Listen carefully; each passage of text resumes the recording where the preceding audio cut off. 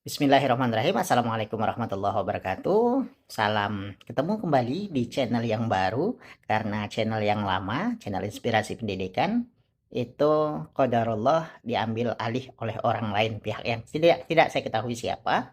Channel dengan subscriber lebih dari 20.000 dan beberapa video dengan viewersnya lebih dari 500.000. Jadi channel ini sengaja saya buat untuk memberikan kebermanfaatan bagi dunia pendidikan.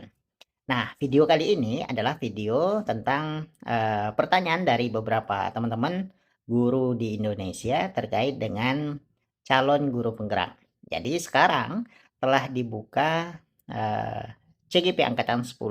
Saya sebagai fasilitator yang saat ini juga masih membersamai di Angkatan 8, tepatnya di wilayah Jawa Barat, itu banyak mendapatkan pertanyaan-pertanyaan dari beberapa guru yang tidak lulus seleksi. Ada yang sampai 3 kali, ada yang 2 kali yang tidak lulus seleksi. Nah, mereka tidak lulus karena beberapa hal. Nah, sekarang ada beberapa pertanyaan. Satu di antaranya adalah bagaimana sih trik dalam memberikan atau mengisi esai. Nah, karena banyak Bapak Ibu sekalian yang tidak lulus mengisi esainya.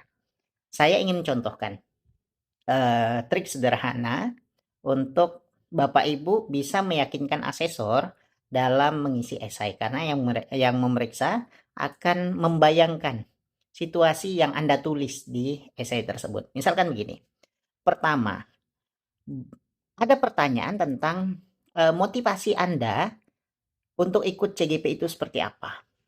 Banyak dari kita atau siapapun yang tidak lulus itu justru menjawab hal yang ngambang kemana-mana. Bapak Ibu sekalian, pastikan bahwa jawaban itu meyakinkan diri Anda. Nah, pastikan jawaban itu meyakinkan diri Anda. Oleh sebab itu, bukti keyakinan Anda adalah Anda siap. Anda siap untuk mengikuti, karena itu adalah bagian dari program pemerintah untuk transformasi dalam dunia pendidikan. Jadi, kalau saya pribadi, bagaimana sih jawabannya gitu ya? Saya akan menjawab, saya merasa siap untuk menjadi bagian dari transformasi dunia pendidikan. Karena pemerintah saat ini sedang berupaya untuk mentransformasi dunia pendidikan ke arah yang lebih baik. Maka saya sebagai seorang guru yang memiliki inovasi serta memiliki tekad kuat dalam perbaikan dunia pendidikan, merasa siap dan merasa tertantang untuk ikut dalam program ini. Sehingga saya memaksakan diri atau saya memastikan diri untuk mengikuti seleksi calon guru penggerak. Selebihnya Bapak Ibu coba tambahkan. Pastikan bahwa Bapak Ibu itu siap dalam menghadapi atau mengikuti program. Itu biasa di awal-awal pertanyaan. Pasti ditanyakan tentang apa yang motivasi Anda. Banyak orang yang menjawab, saya termotivasi karena ini, karena itu, dan seterusnya. Justru itu ngambang Bapak Ibu sekalian. Tidak menunjukkan bahwa Bapak Ibu siap untuk menjadi seorang calon guru penggerak. Pastikan bahwa Bapak Ibu menyatakan Bapak Ibu siap menjadi bagian dari transformasi dunia pendidikan, sehingga mengikuti program guru penggerak yang dicanangkan atau yang diluncurkan oleh pemerintah. Nah, itu. Kemudian ada biasanya ya muncul pertanyaan tentang mungkin kelebihan Anda, gitu kan? Kelebihan kita atau apapun gitu kan. Nah, Bapak Ibu coba sampaikan kelebihan Bapak Ibu. Misalkan begini, kelebihan-kelebihan meskipun sederhana Bapak Ibu. Kelebihannya apa? Kelebihannya Bapak Ibu merupakan orang yang memiliki tipe pembelajar. Sampaikan saya. Jadi dalam kalimat itu jangan justru seolah-olah menunjuk orang lain. Tunjuk bahwa Bapak Ibu sendiri yang mengikuti. Nah, saya merasa gitu ya, dan seterusnya, atau saya telah melakukan gitu. Tunjuk diri sendiri Bapak Ibu sekalian. Nah, itu artinya menunjukkan bahwa Bapak Ibu telah meyakinkan diri serta Bapak Ibu bisa meyakinkan asesor. Kemudian yang ketiga Bapak Ibu, jawaban yang sering salah adalah jawaban yang apa ya? Kalau saya mengistilahkan itu jawaban yang banyak meragukan. Misal,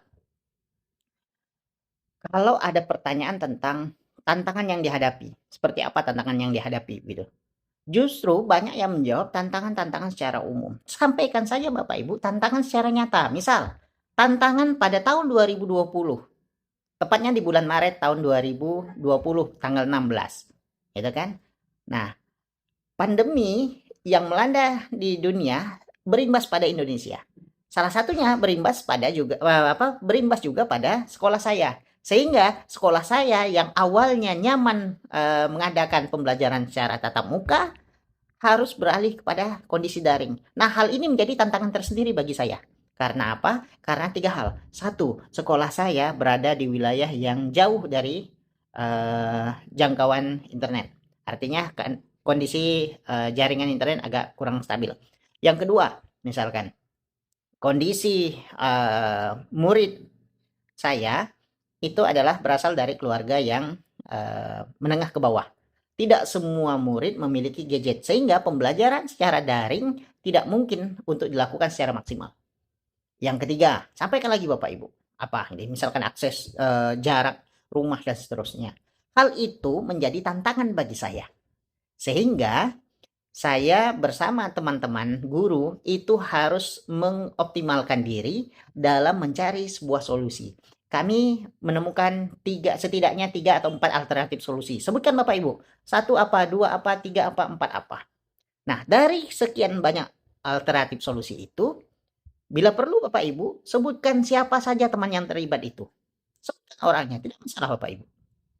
Nah, kemudian Bapak Ibu, sampaikan bahwa dari sekian banyak alternatif solusi itu, ada satu yang dipilih. Alasannya apa? Alasan dipilihnya solusi itu.